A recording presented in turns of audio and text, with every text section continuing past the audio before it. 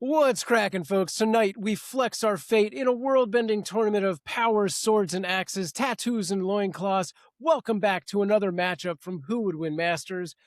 We previously asked you what battles you'd like to see revisited on the new version of the show, and this is the first of those battles. I am Sam Proof on all the socials, and in this episode, representing Sony Interactive Entertainment, the demigod who will never apologize for cheesy puns about gods, the anti-hero who breaks so many gear crates they named him Kratos. Representing Filmation, the hero who can make a pink shirt and blonde bob put Nicki Minaj to shame, the guy who was so masculine they named him twice He-Man. All right, folks, I have lost my voice. Yeah. Welcome to the show, actor. Welcome to the show, actor comedian. You know him from Reclaim Detroit and the movie Future Date, Matt Harris. Matt, welcome. It's good to work with you yet again in a new media format. So glad to be here in what I believe is my Who Would Win Masters debut. Oh, is that right? I wasn't sure. There's so much in the yeah. past that I have not reviewed all of that. All right. Love it. You are going to be representing Kratos? Is that correct? Absolutely. I am a huge God of War fan. Yeah. And listen, whenever I know that I'm going to go up against the almighty Ray, I know I got to bring the thunder. So I'm still a little bit miffed because a while back we had ourselves a little debate over some characters. And I think some points got overlooked. So I'm looking for redemption. I'm looking to make sure that doesn't happen again. All right. Well, on that note, let's get into this week's Tale of the Tape. Tonight's Tale of the Tape is brought to you by bread. It's not exciting. It's not something you should ever have a strong opinion on. But it's still nice to just have a sandwich, you know? Bread. It's just bread. I'll toast to that. Okay, tonight's matchup is one of what will be several revisited matchups from the previous iteration of the Who Would Win show. It's a battle of power versus power as Kratos clashes with He-Man. Kratos, aka the Ghost of Sparta, is the main protagonist of the God of War video game series. Kratos was tricked by the god Ares to kill his family, which set off a revenge quest to end all revenge quests as Kratos travels the world to kill all of the gods he can find. Kratos was created by David Jaffe and first appeared in the game God of War in 2005. And on the other side, we have He-Man. He-Man is known as the strongest man in the universe in the Masters of the Universe series and lives on the planet Eternia. It is there that he battles the evil forces of Skeletor with the power sword to try and keep what peace he can in the world. He-Man was created by Roger Sweet and Mark Taylor, and first appeared in the mini-comic He-Man and the Power Sword in 1981. With all of that said, it is time to introduce your opponent for this battle. It's been said that the character of He-Man was originally inspired by his baby pictures. It's Ray Stakenas. Ray, any truth or not to the rumor, to that rumor, or that you might write your own intros? By any chance? I can't speak to whether or not I write my own intros, but I will say that they're always brilliant. I am very excited to do this matchup. This is a matchup that we did previously on the old iteration of the Who Would Win show, He-Man versus Kratos. And I liked that battle a lot. I liked that matchup a lot. I didn't think that that episode delivered. I'll be honest with you. I felt that He-Man could have been portrayed a lot better, but he wasn't. And now I'm back to sort of do that justice here on Who Would Win Masters. I want to set the record right. Win or lose, I want this battle to absolutely be the battle it can be. All right. I mean, I think this is a perfect time for it. Both of these characters have new media things coming out soon, movies and shows and whatnot, or they're both just movies, whatever. So yeah, this is a timely battle that will take us back. If everybody's ready, it is now time for the rules in under 1 minute. Here are your rules for Who Would Win Masters in 1 minute. Number 1, there will be 3 timed rounds with counterpoints allowed. Number 2, characters will have no prior knowledge of their opponent and no outside interference will be allowed. Number 3, keep the characters in character. Outliers and crossovers will be given less weight. Number 4, battles can be won by death, knockout, battlefield removal, or incapacitation. And number 5, after the battle, I will give my unofficial opinion as to who wins and why, one voice. It will be up to all of you on our social media and our Patreon to make your voices heard as to who won. All right, let's get right into it. Matt Harris as our guest, 3 minutes on the clock for you, starting now. All right, I like to come out swinging because I want to keep it concise. Now, the Kratos that I'm talking to is pretty much solid in who he is and all that, and I'm taking it all the way up to the Ragnarok video game. So I'm going to start by talking about weapons and what he brings to the table. And it can pretty much be said that these are the weapons that he is known to carry around with him, especially if you are playing the game. So I'm going to start with the OGs themselves, the Blades of Chaos. All right, now these things, they were forged by Ares themselves. They possess runic telekinetic powers. They are indestructible, and they also come with a healing ability and rage amplification. I'll talk a little bit more about what that means and why that's important in a later point. These are his OG weapons. They are blades that are affixed to a chain, which that he can also hold in his hands just as a regular pair of blades, but he can also use them at range and take out enemies. He's taken out a slew of enemies, everything from frost zombies to hordes of the undead to I'm going to give you the biggest things that he's wounded. He's wounded Ares with these. He's wounded Medusa with these. He's wounded Thor and Baldur with these. These are legit. He also carries around the Leviathan axe, whereas the Blades of Chaos had fire. Leviathan axe has frost. They have runic frost powers. He is very, very good with it in his hands. He can also throw it and recall it, just like Thor can with Mjolnir. So that, and it also comes with a god-like ability. This axe has been the end of Odin. This axe went toe-to-toe with Mjolnir and Thor, and it actually ended up killing one of Thor's sons, Mogni, I think I'm pronouncing that right. He got the business end of it in a way that he didn't like. Also, the Dropnir spear that he has, it's a shape-shifting. It can replicate. It can detonate the copies that it replicates. It has a stunning blast. It also gives him a health burst and has a concussive wave and can generate cyclones and tornadoes.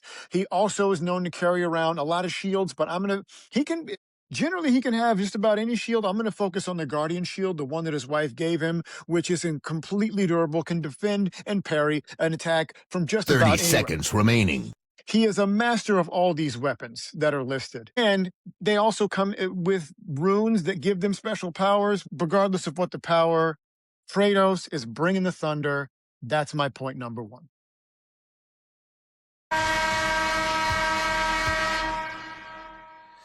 All right, Ray, it's time for your point number 1. 3 minutes on the clock, starting now.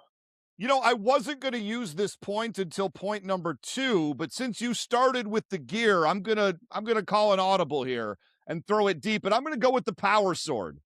The power sword of He-Man. Now, you have to remember, He-Man is the strongest man in the universe. You're going to hear me say that once or twice today. And also remember that he is the power. The sword is just the conduit. For the longest time as young kids, we thought he was getting the power from the sword, through the sword, and that was turning him from Prince Adam into He-Man. But not really. It's not a limiter per se, but it helps contain that level of energy and power to allow him to be his best self with it.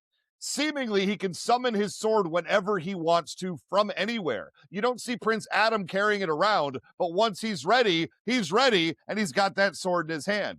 It also has self-defense magic, which prevents other people from using it. Boy, if God of War games had that same ability with those gods, Kratos would stop stealing all of their weapons and body parts to use against all of the other gods like he does. Well, it won't work in the case of He-Man. The sword can draw power in any universe. He doesn't just have to be on Eternia. I know this is a neutral location. I wanted to mention that as well. We once saw him throw a power sword, the power sword, into a time bomb and cause it to stop working. He used it like a baseball bat, and there was like a meteor that was about to hit the planet, and he slapped it like Babe Ruth calling his shot. He cut his way out of magical slime that was covering him. I don't know exactly how you cut something that's kind of liquidy, but he did it. That's the magic of the power sword, right? He vibrated the power sword to close a giant underwater fissure. He could reflect laser attacks with it.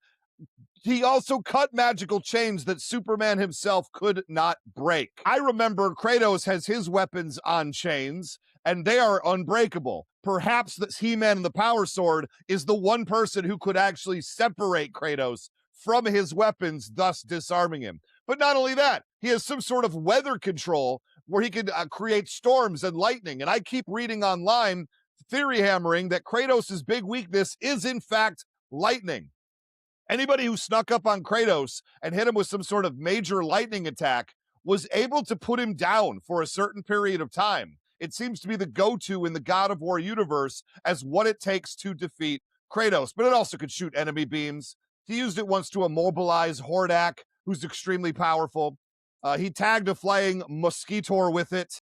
And I will point also, look, I love He-Man. It's a great, great series out there. Like, he's got also an axe that he could use. I've seen him with the shield as well. Heck, he's got a chest that can do battle damage, but it's the power sword that gets it done. And the power sword also can open portals to other dimensions if it absolutely comes to that.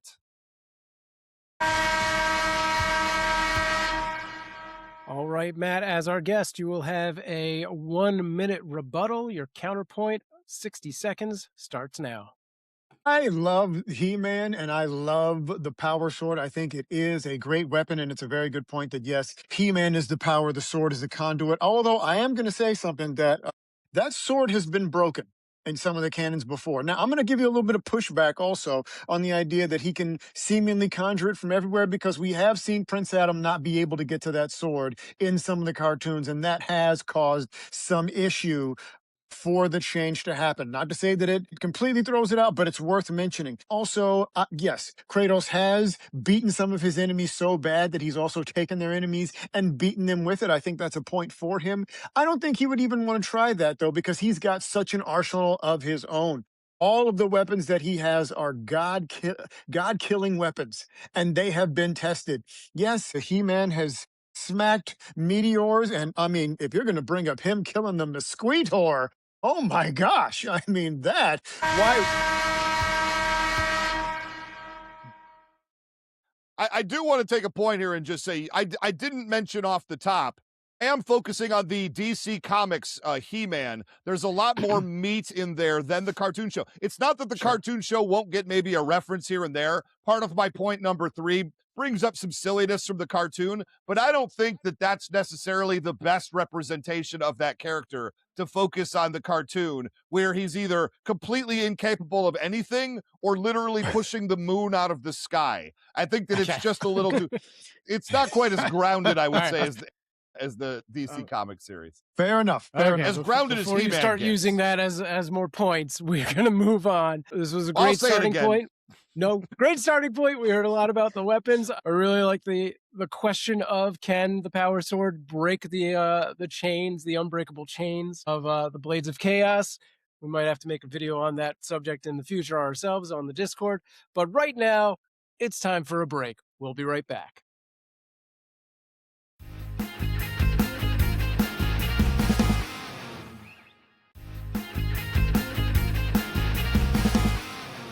Welcome back. It's time to jump into point number 2. Matt Harris, 3 minutes on the clock, starting now.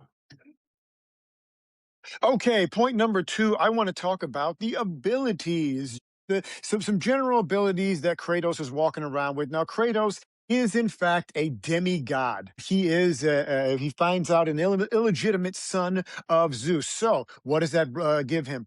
He has superhuman godlike strength. He has godlike durability. He has regenerative abilities. He is able to regenerate his health. All of these are very, very important when it comes in a fight. Now, I'm going to tell you right off the bat, I understand He-Man's strength and everything like that. Kratos also has a godlike strength. initially I kind of think those two things wash each other out. These are both very, very strong characters. And I'll even concede the point that He-Man will be a little stronger, but here's why I don't think it matters. Kratos is also has other skills that are coming about with him. He has something that's called the Spartan Rage. It is a power that is deep within him that he can summon in the heat of a battle, especially if something's get the best of him. It breaks down into three places. He has Spartan Fury, which if he decides to activate it in that way, makes all of his attacks deliver devastating damage. It has taken down colossuses of things. He also has something called Valor, which he can channel that rage into regenerating his health, keeping him in the fight a lot longer. Or he has a part of it called Wrath, which can take all the damage and put it into a weapon attack and make that attack a lethal killing blow. Also, important to note is his combat skill. Listen, He-Man is a great character. He's, also the Prince of Eternia and all that kind of stuff. But when it really comes down to it, he has all these sort of magical abilities that allow him to do things. Kratos is a Spartan general who, as a Spartan general, not only as a Spartan, in order to just stay alive in that culture, you have to show battle acumen, but as a general, he has become a tactical, I would almost call him a tactical genius, but definitely tactically adept. And one of his main things is he fights. He has completely developed himself to fight opponents that are bigger, stronger, faster, and smarter than him. Now, Ray brought up earlier that that lightning is a problem for it. Yes, it was a problem, especially when he fought his father, Zeus, who is known for his lightning bolts. And what did Kratos do? He beat Zeus, not only without his weapons, but with his bare hands. I think He-Man has a real problem stepping to Zeus. That's my point number 2. All right, we'll see if He-Man has a problem stepping to his point number 2. Ray, 3 minutes on the clock, starting now. Well, I would argue that Kratos' rage is actually his weakness. All right. I think that he has basically two different Kratoses. There's the early Kratos, and then there's the father Kratos. And the early Kratos has a real problem with the rage and him going too far and making a lot of battle mistakes. You talk about what a great battlefield general he is. His problem is he loses his poop, and then he starts pushing too hard, and his enemies are gods who can use it against him. He-Man is marvelous at taking a character like Skeletor, and then in this exact same thing, Skeletor gets overconfident, Skeletor gets angry, and He-Man's able to Aikido that and absolutely knock Skeletor out of the way. And then later, Kratos is known to hold back. He's afraid of his previous reputation and doesn't always go for it, right? So depending on where you're going to catch him in his pantheon of timelines, he's still going to have a problem. Anyway, let's talk about He-Man's powers. He has speed. Obviously, he runs at super speed. Let's just keep it real. He's faster than the eye can see. His durability, he has a healing factor. Kratos also heals as he fights as well. I don't think it's as good because I've seen He-Man get smashed and burned and cut, and he just regenerates on the very next page of the comic, and he looks normal again. You tried to argue that Kratos is as strong as He-Man? No! I will point out that He-Man is the strongest man in the universe. That includes Sparta. He-Man will lift giant boulders and statues and he'll throw them. He pulled the power sword out of a stone when Battle Cat was on top of him. I can't even get off the couch if my cat's on top of me, but here's He-Man doing a King Arthur with a giant monster on him. He knocked out a kaiju-sized two-headed serpent. Not just knocked him out. He threw it into the clouds afterwards. This man is strong. He's fought characters and absolutely stomped them like Jackalman, Slithe, Beastman, Trapjaw, Triclops, Vultureman, and Munkian. Not, gods I think are a bit more impressive than those characters, but He-Man forces those characters to scale up even to hang with him in combat. So those are much more powerful characters than maybe you might first think. Look, he fought Bane when Bane was all amped up on his juice, and he easily blocked his punch. He once punched his way through a wall of magical fire. Hey, Supergirl. There was a gigantic spaceship and Supergirl was struggling. Remember Homelander with the airplane? Supergirl was struggling to land this giant spaceship. It was about to land on everybody. And at the last second, who was there? He-Man. on the planet's surface, held it, got everybody out, and tossed it aside. This is absolutely incredible. Look, he takes hits or dodges every character in the series, and they all scale up to his power. He's created a planet-sized earthquake, or during one, he held up a column in order to prop up a coliseum so it wouldn't collapse. And finally, Battle Cat. Does he get Battle Cat for this battle? I don't know. He comes with it in the action figure if we use that theory, but also I don't want Atreus to be in this battle. So I'm going to say no to the Battle Cat theory. All right, we'll leave that open. Matt, 1 minute on the clock for your rebuttal, starting now. Ooh, Ray, or you better be glad you left Battle Cat out of this, because you know I would have jumped right on there with Atreus and all of the wrath that his arrows brings. But let me just push back on some of the points that you had out there. Because first of all, I did not say that I said their strength was a wash. I didn't say that Kratos was stronger. I think He-Man actually is stronger, but that's no problem. I'm going to talk about him more in my third point, because he has faced stronger opponents before. Strength isn't the issue. Kratos, I don't know where you're getting this, and I'll use your word, nonsense, that Kratos is Mr. Holdback, that Kratos is Mr. Choke Artist, because if you look at the Greek pantheon of gods, there's no holding back. They're all dead. And actually, he broke into another realm of Norse gods. Not a lot of them leaving around. This is not a guy who holds back when it comes to it. And whatever arrogance you think he has, I think he's barreling forward and he's getting the job done. Okay, He-Man is not the strongest man in the universe, as it was said at the top. He is the strongest man in his universe. Okay, we're dealing with a person who has, and like I said, I'll get to this more in my thing. Oh, so you're saying that he beat up Bane? Yes, Batman has done that, who also doesn't have any powers. All right, and yes, he's stronger than Supergirl. You're saying he's stronger than Supergirl? That's pretty good. Supergirl's That pretty is strong. very good. It's very, very good.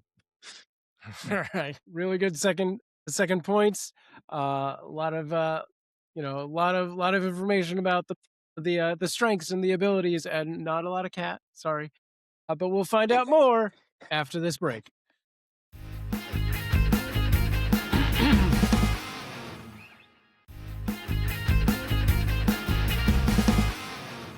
All right, we're back. Whether or not we have cats on top of us or not, it is time for point number 3, our third and final point. Mr. Matt Harris, you have 3 minutes on the clock, starting now. All right, so listen, we know about the weapons, we know about the abilities. Look, let's just get down to brass tacks and talk about, I want to talk about some of the feats, some of the intangibles, and some of the things, the battles that Kratos has won. Now, I mentioned this before. I want to get into it before. Kratos is he's a guy who gets the job all the way done.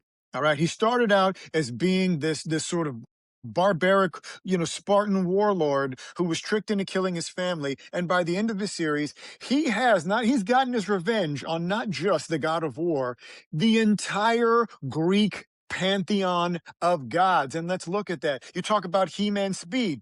He killed Hermes, who had superhuman speed. You talk about strength.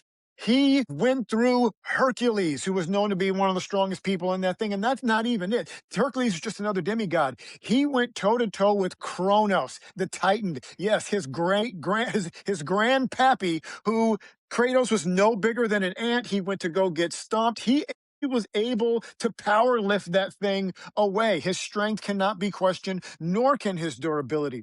He fought Zeus. Again, I have to say, the god of gods, who was able to split Titans in half with his thunderbolts. Kratos was able to beat him barehanded. He fought Thor, who was then the most powerful in his universe, to a stalemate, only because they realized they didn't want to kill each other, because it was all a trick of Odin. Who he killed? He killed Baldur, who can feel no pain.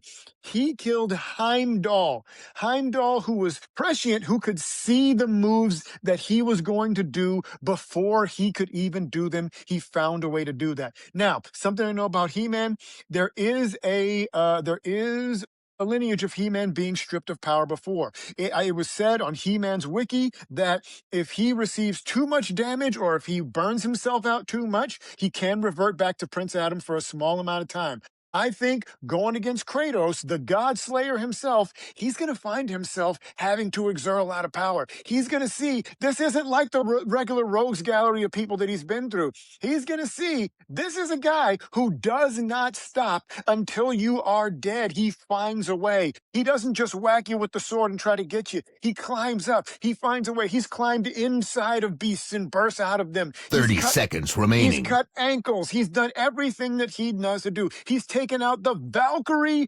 Queen. He's faced and been tested many, many times. He-Man is a great hero. Kratos is the anti-hero who's going to give him the problem that he doesn't want.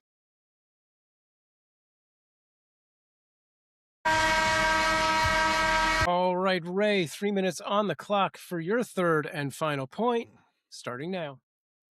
Absolutely. And I love this matchup, and I think you've done an excellent job getting it going, Mr. Harris. Much respect to you and your job, but I'm going to have to destroy you here. Look, I seem to remember when a stranger, some skinny guy, comes to Kratos' front door in 2018's reboot of God of War, and then uppercuts him above and through and over his own house. Kratos was a little surprised by that, didn't see it coming. That guy's name was Baldur, and he does eventually get defeated, but in that first encounter, Kratos takes a big ol' poppin', as I will just say. Let's talk for a moment about cartoon feats of He-Man. I'm not going to focus on this too hard, but my goodness, in the cartoon, he picked up and threw Castle Grayskull all the way back to Eternia. What? That's crazy. He was somewhere else entirely. He once pushed a mountain in order for it to be astrologically aligned. Outrageous. And of course, the big one where he took a spaceship up and then shoved a moon out of orbit to change the tides and then pushed it back again afterwards. We've done our contractual obligation and mentioned those feats because people get mad if you don't. But we're going to talk about him because he's known in the DC universe, pretty good universe for powerful beings, as the greatest warrior of all. He fought a pre-crisis version of Superman for several minutes before eventually falling. That's his weakness point. But he did send Injustice Superman flying through the air with a single punch. He's also very, very good with a sword. I can appreciate it. I love that you spent a whole point talking about the weapons of Kratos. But I would argue that He-Man with his power sword is even better than Kratos using some of these rent-a-gadgets that he gets through his own video game series, right? He can't quite become a master of one because he's constantly changing the weapons that he's using as the games go along. But he's a great swordsman, He-Man is. He's used his power sword. That's his go-to. He's won over Ninjor and Blade with a sword. These are two high-level master swordsmen in their world. He's also got straightforward wins against, Beastman, Merman, Hordak, and of course, Skeletor, who's one of the most powerful sorcerers of all time. One of my favorite ones, he fought 1 billion with a B. He fought 1 billion Trollins with Superman and took them out. And in the DC universe, let's get wild. He's got wins over Lobo, Deathstroke, Killer Frost, Solomon Grundy, and Gorilla Grodd. That is a good roster to have defeated. And his battle with Superman is really like what you got to bring up here because Superman is gosh darn Superman. And he tanked to the face Superman's eye beams. It was a clone of Superman, but my goodness, still a Superman. And then he ran him through with the power sword. He also one-shot the Flash. He one-shot the Flash, who's going to move way faster than anything Kratos can bring. He-Man is just too dangerous, too skilled, and too powerful. I have full respect for Kratos. Everyone should know that. But in this battle, He-Man takes it down.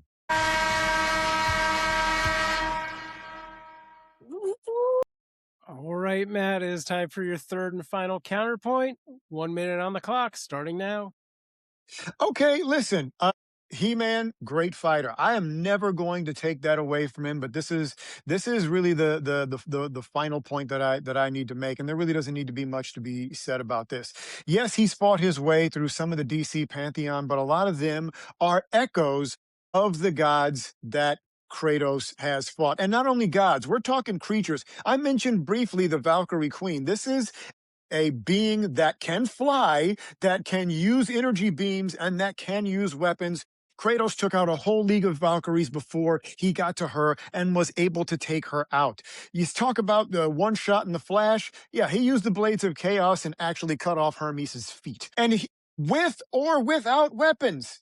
Another thing that he can do is he's good inside and out. He can hit He-Man on the range. He can do a lot of damage up in close. He's in, he's out. And listen, I know the cartoon feats, I'm going to go ahead and give those less weights because yes, he can throw a moon and all of that stuff and it's great. And yeah, Kratos also has traveled through time and done a bunch of stuff like this, but this is where it really comes down to it. Where it really comes down to it is like, let's look at the body count. He-Man has had to do some things. He has had to damage some people. Kratos is the kind of person who will not hesitate, who will use anything that is within his power, and every single godlike being that has tested him, every animal, every flora and fauna, even the fates themselves, he's won. All right, throughout the show, Ray has not had any counterpoints, so he does get the final thought at the end of the battle, which is now. So, Ray, take it away. I love this little Jerry Springer segment at the end of the show. I really should end it with take care of yourself and each other. I'm not going to lie.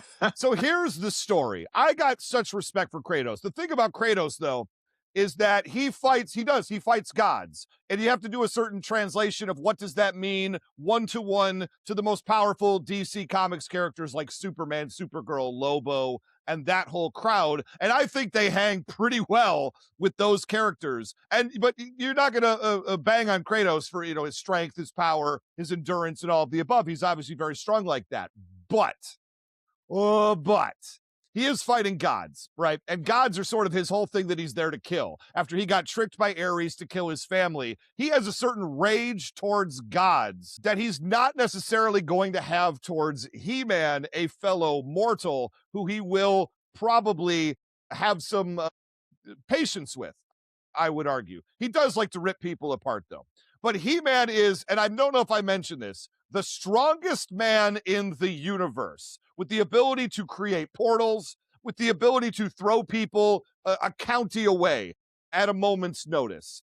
And given that he's been able to throw a kaiju like up to the clouds, what stops He-Man from just grabbing Kratos by the ankle and then whipping him to another zip code? That's a 2-minute battlefield removal. What's stopping him from creating a portal on the battlefield and knocking Kratos into it or shoving him into it with his great grip and strength?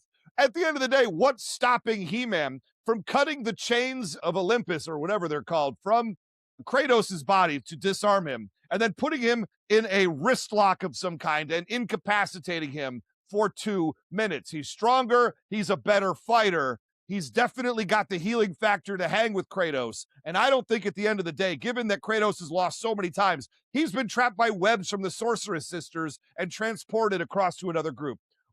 I just don't think Kratos, in a first encounter especially, Kratos will go to the underworld and come back. But I think Kratos absolutely falls to He-Man here.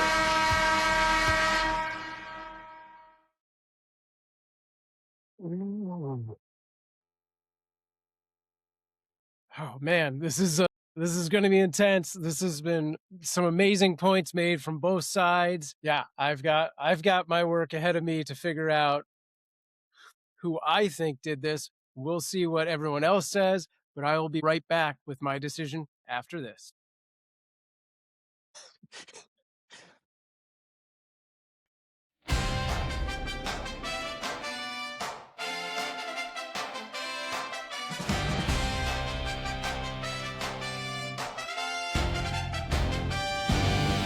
Sam has weighed all the points made. Two figures met in collision. Now let's find out who would win. It's time to hear Sam's decision.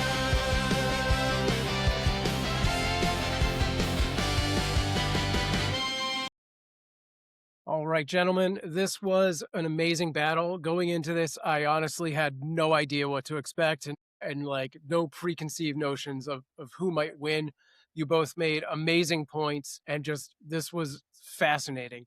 Look, we started out with an opening to what could easily become an epic buddy movie about two gym bros comparing scars, weapons, and feats. But before they head out on a double date for tacos, what we have is what Prometheus is calling a live or die scenario. Kratos has the Blades of Chaos, the Guardian Shield, and the Leviathan Axe. He-Man, the Power Sword, energy blasts and lightning energy, and a strict keto routine. They both have strong head-to-head and ranged abilities, but whether He-Man is truly stronger in the multiverse or just in the Masters of the universe may be a point of contention. Kratos is a demigod, and He-Man may not hold that title, but certainly is the Hercules of Eternia. They both have amazing feats, from stopping crashing spaceships to killing Zeus or throwing a kaiju into the clouds, and I'm still sad that we had to tell the cats and wolves to peace me out. Ray brought up He-Man's video game gadgets and that Kratos' rage problems are a weakness of an earlier version of the character, and I think both of these points take a lower weight, as we are talking about, especially in the case of Kratos, that the character is in their peak performance. Now, whether or not He-Man can break the unbreakable chains, I still don't know, and I welcome our viewers to weigh in on that. However, the thing that really cinched this for me was that there was not just one clear path to victory, but multiple paths to victory very fast and with a 2-minute battlefield removal. So by the power of Grayskull, I am giving this to He-Man. Wow.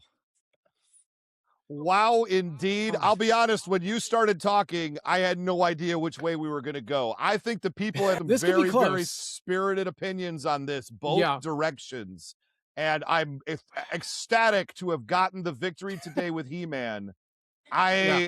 Man, this was a real tough one. To me, this is like a 55-45 type of scenario, It type definitely of deal. was. And I do think He-Man wins. I don't come on the show to lie to people. Of course you do. I do believe that He-Man would win this battle, unless I was on the other side. But I definitely want to hear what Matt Harris has to say. Please, yes. For a first time out, this was a very impressive debut for you on this show. This was very good. And as Kratos would say, don't be sorry, just be better. All right, but Matt, Oh, yeah. Well, I'll tell you what I think, all right? Because we're going to start a new hashtag. Hashtag Matt was right.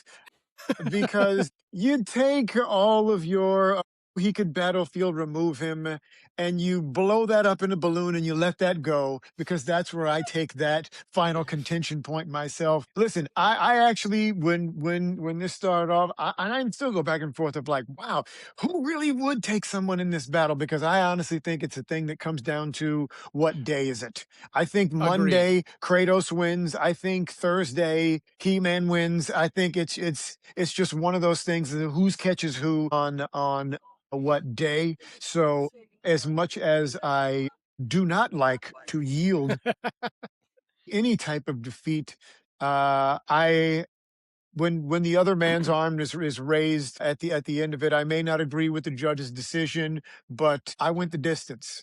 Yeah. And this other, and I'm telling you, Ray feels it right now. He was nervous a couple of times. The people at home, don't be taken on by all of that bravado or something like that. He was sweating today because Kratos brought the thunder.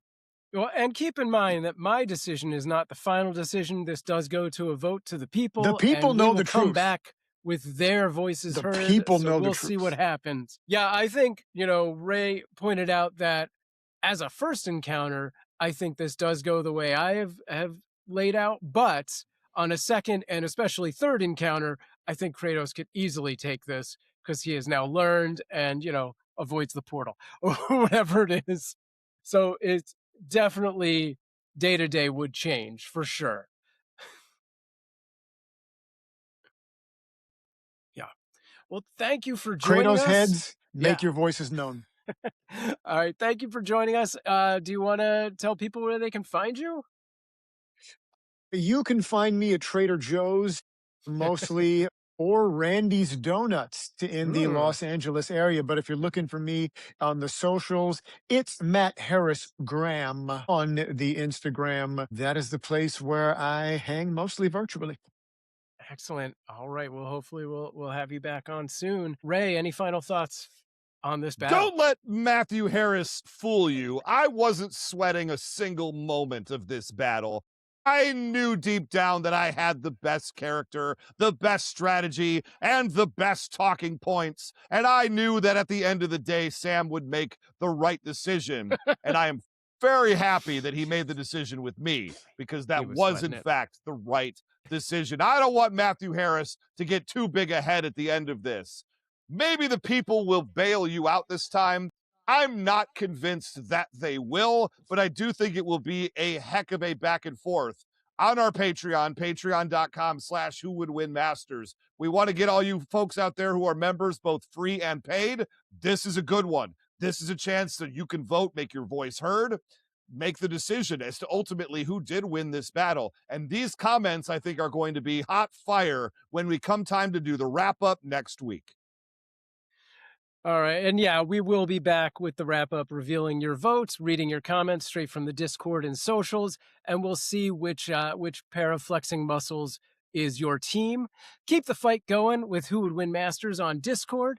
That's where we'll see your takes actually shape up, and you can put your own battles out there. Patreon's the place for our official poll. And for anyone who wants to support the show, you can go there as well. And if you've got opinions, find the Discord, find the socials. But our one-stop shop is patreon.com/who-would-win-masters. Start there and find us in other places after that. If you think you've got what it takes to step into the challenger's chair, record a 1-minute video demo and send that to who-would-win-masters@gmail.com. And who knows, we might see you across from Ray in the future. For Who Would Win Masters, this is Sam Proof. Stay strong.